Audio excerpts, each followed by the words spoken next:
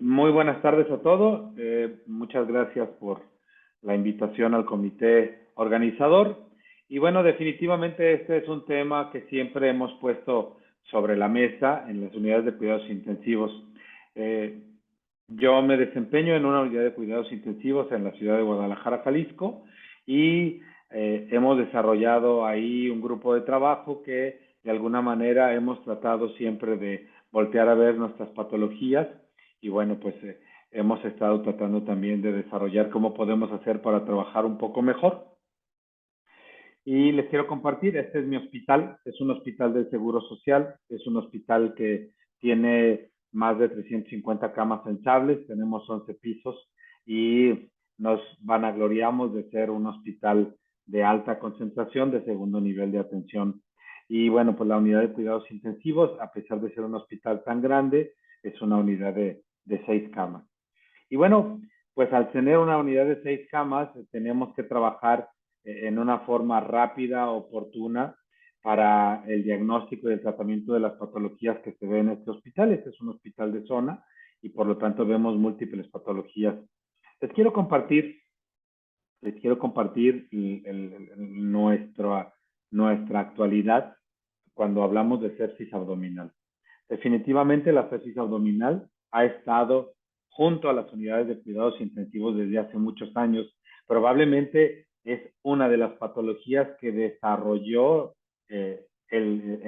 impulsó la creación de las unidades de cuidados intensivos. La sepsis abdominal, las neumonías, el traumatismo, el politrauma son de las patologías que tienen más de 100 años con nosotros y por lo tanto uno pensaría que es una patología que tenemos totalmente controlada. Les quiero comentar que en nuestra unidad, igual que en todo el país, fuimos una unidad que atendió COVID. Y por lo tanto, les quiero mostrar nuestra casuística, podríamos decir, antes del COVID, durante el COVID y después del COVID. Les quiero comentar que en nuestra unidad les comentaba que es una unidad pequeña. Y entonces, más o menos, nosotros antes del COVID teníamos de 6 a 8 ingresos por mes. Aquí no está, pero una estancia hospitalaria aproximadamente de 2 a 3 semanas por paciente. Este número de ingresos, pues como en todas las unidades de cuidados intensivos en el país, cayó durante la etapa COVID, pero posteriormente pasó el tiempo COVID y curiosamente ha disminuido el número de ingresos. La edad promedio también se modificó. La verdad es que ahora nuestros ingresos de sepsis abdominal son más jóvenes y generalmente se asocian más a un politrauma por ruptura de víscera hueca. En general, antes teníamos más patología adquirida en la comunidad. Y bueno, pues llama la atención ahí en el COVID porque fue un paciente precisamente que tuvo un accidente, que tuvo ruptura de víscera y curiosamente ese paciente tenía COVID. Bueno, finalmente, la mortalidad hospitalaria que tuvimos anteriormente era más baja que en la actualidad. Anteriormente teníamos más opciones de tener cultivos y definitivamente en la actualidad nuestros pacientes son de mayor riesgo que el que teníamos previo al COVID. Y bueno, eso lo que nos puede mostrar es que ha cambiado y creo yo, me animo a decir que esto ha cambiado en todas las unidades de cuidados intensivos que atendemos pacientes en una unidad polivalente. Claro es, hay unidades que son unidades quirúrgicas, netamente quirúrgicas, y otras que somos polivalentes. Y eso ha cambiado por múltiples razones, entre ellos por el cambio de la epidemiología ahora en el periodo post-COVID. Nuestra mortalidad sigue siendo alta de los pacientes con sepsis abdominal porque hay que recordar que las patologías que estamos viendo en la mayoría de las unidades polivalentes, pues generalmente son pacientes que ya tienen alguna complicación. Y uno voltea a ver y dice, bueno, ¿por qué una patología que tiene tanto tiempo con nosotros, que la conocemos, que hemos desarrollado equipos multidisciplinarios, por qué nuestra mortalidad sigue siendo tan alta? Nosotros podríamos decir que la sepsis abdominal y las unidades de cuidados intensivos somos viejos conocidos. Hemos visto patologías con perforación del tracto intestinal, gastrointestinal, isquemia intestinal, complicaciones posoperatorias, abscesos de órganos sólidos. O sea, nos conocemos de hace tiempo y por tanto, si nos conocemos desde tanto tiempo, ¿por qué es una patología que está con nosotros y sigue teniendo una mortalidad tan alta? También conocemos perfectamente el comportamiento microbiológico de las infecciones intraabdominales. Sabemos perfectamente que la gran mayoría de las veces son patologías polimicrobianas, que existe una diferencia muy clara entre el tracto gastrointestinal superior y el gastrointestinal inferior y la víscera sólida. Y que también existe una diferencia microbiológica muy importante entre las patologías que son adquiridas en la comunidad o las que están relacionadas a la atención de la salud. Y sabemos que el porcentaje de patógenos que se presentan en las patologías asociadas a los servicios de salud tienen alta resistencia bacteriana y por lo tanto, pues no son nuevos para nosotros. Por lo tanto, si podemos predecir qué patógenos están con nosotros y podemos predecir el comportamiento de la enfermedad, la pregunta es por qué seguimos teniendo el comportamiento de la enfermedad como lo tenemos. Definitivamente, cuando hablamos de sepsis intraabdominal, se nos vienen a la mente muchas patologías. Y se nos vienen a la mente patologías quirúrgicas. Son patologías que nosotros conocemos perfectamente desde que llegan al servicio de urgencias, perfectamente desde que están en los servicios quirúrgicos o en los servicios médicos con complicaciones quirúrgicas. Y entonces sabemos perfectamente que la sepsis abdominal la tenemos que ver desde 4 puntos de vista muy grandes, ¿no? Primero, ¿cuál es el origen? ¿Cómo vamos a clasificar a este paciente? ¿Cómo vamos a controlar el daño? ¿Y cuál es el tratamiento que vamos a tener? Y definitivamente esto ya tenemos mucho tiempo, tenemos más de 30 años sabiéndolo, que el determinar el origen adquirido en la comunidad o asociado a servicios de salud o nosocomial, como lo queramos llevar. El paciente de alto y de bajo riesgo. El controlar el daño en forma oportuna, rápida y segura y una terapia antimicrobiana temprana, como ya lo sabemos con las guías de la sepsis, pues deberíamos de tener un control de esta sepsis intraabdominal. Sin embargo, parece ser que la realidad es otra. El origen. Definitivamente nuestro trabajo está identificar el origen y tratar de incidir en la clasificación inicial. Claro es que también es trabajo de las unidades de cuidados intensivos identificar en forma temprana la falla en el tratamiento. Tenemos factores de riesgo que ya conocemos perfectamente, el género masculino, una edad mayor, una desnutrición, un paciente grave que tiene en las escalas de evaluación de riesgo que utilicemos en nuestra unidad. El paciente más grave siempre va a tener más riesgo de tener falla en el tratamiento y por lo tanto también más riesgo de muerte. Ese trabajo es el que hace la unidad de cuidados intensivos.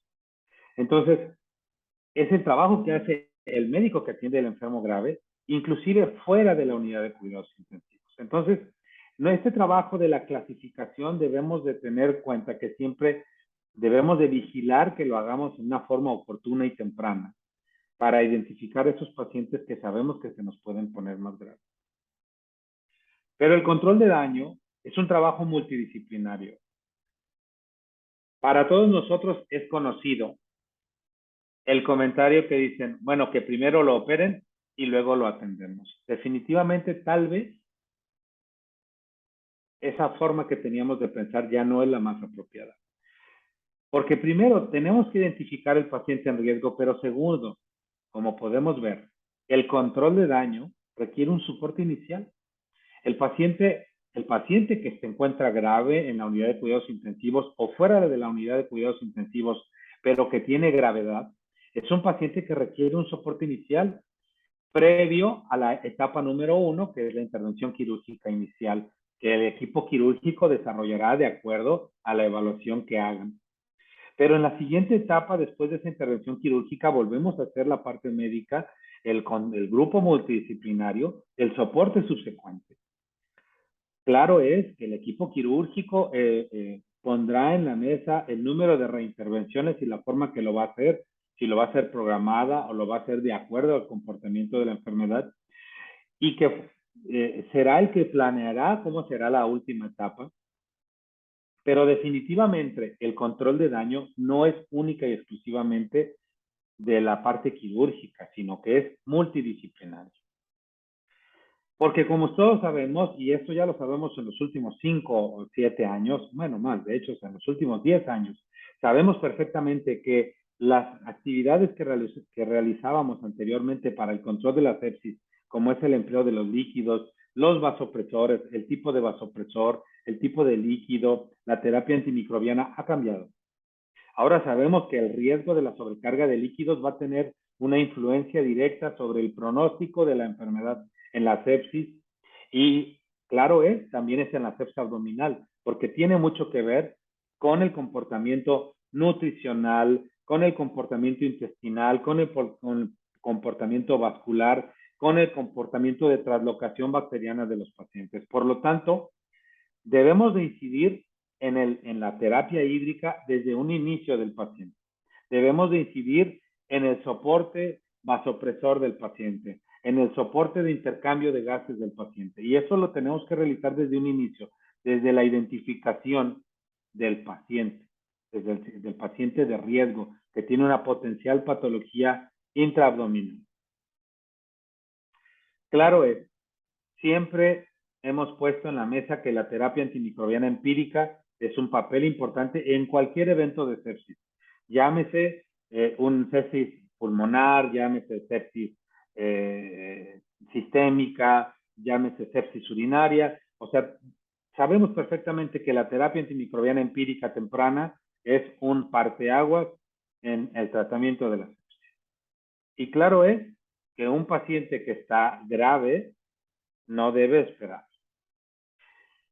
Y que debemos de cubrir el espectro bacteriano más frecuente que vamos a esperar en esto y además definitivamente debemos de conocer nuestras bacterias donde vivimos y donde trabajamos.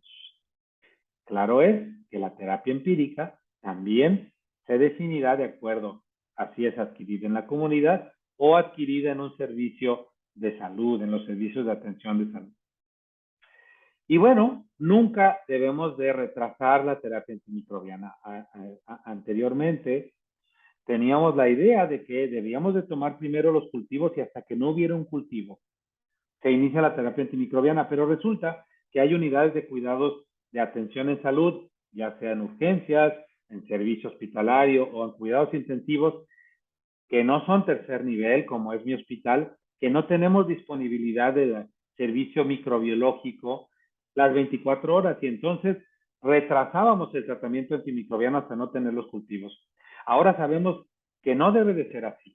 Debemos de iniciar la terapia antimicrobiana en forma temprana y debemos de hacer todo el esfuerzo para tener los mejores cultivos que se puedan obtener del paciente.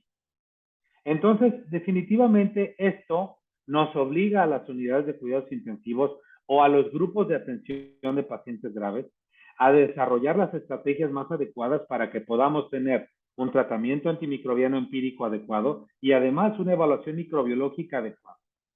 Siempre considerar en cada caso en particular y tener en cuenta marcadores de la inflamación e infección que podemos tener a la mano mientras no tengamos la primera evaluación microbiológica. Bueno, claro, vamos a dirigirlo en el paciente de bajo y de alto riesgo. Y aquí tenemos algo muy importante. Muchas de las veces en algunas otras patologías infecciosas nos soportamos con mucho lineamiento en el resultado de los cultivos. Sin embargo, en los cultivos de la sepsis abdominal, debemos de tomar mucho en cuenta si esos cultivos estamos viendo el patógeno que efectivamente esté incidiendo en el paciente o sea un patógeno asociado que no sea el principal. Porque habremos que recordar que es difícil tener cultivos de patógenos anaerobios y por lo tanto podemos tener un patógeno que inclusive puede tener una resistencia a antimicrobianos muy difícil, que sea resistente y que no sea el patógeno principal y nosotros dirijamos nuestra terapia antimicrobiana a un patógeno que no es el principal. Entonces, siempre debemos de tener en cuenta el patógeno que estamos viendo en los cultivos, pero también el patógeno que debemos de cubrir en estos pacientes. Y bueno, pues debemos de tener nuestra evaluación microbiológica siempre de ser posible. Sin embargo, debemos de analizar si esta evaluación microbiológica se comporta de acuerdo a nuestro paciente que tenemos aquí.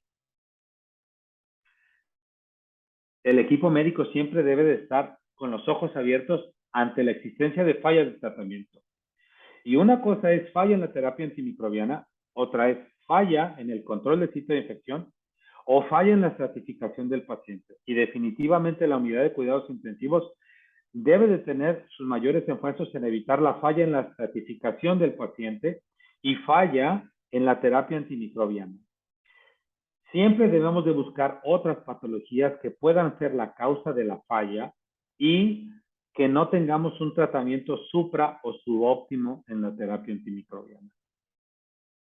Hay factores clínicos asociados que no debemos de perder de vista, como es la edad avanzada, como es la hipoluminemia, pobre estado nutricional, pero además hay algunas de las veces no tenemos la capacidad para controlar el daño o identificarlo en forma temprana. Habrá que recordar que a mayor número de órganos fallando en una peritonitis secundaria asociada a los servicios de salud, la mortalidad se dispara. Y eso es a nivel mundial. ¿Y por qué es importante mencionarlo? Porque muchas de las veces creemos o tenemos el conocimiento de que el comportamiento de esta patología es muy diferente de lo que pasa en mi unidad a lo que pasa en otros lugares. Y les quiero mostrar, este es el grupo de sepsis abdominal de la Sociedad Europea de Cuidados Intensivos.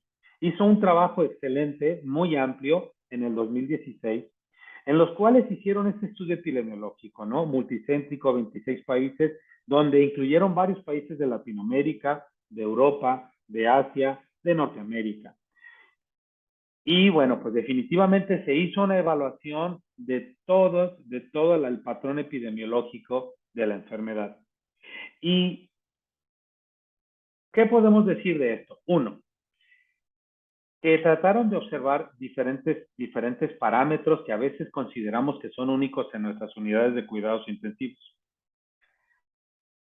Encontraron una mortalidad que es del 29% global.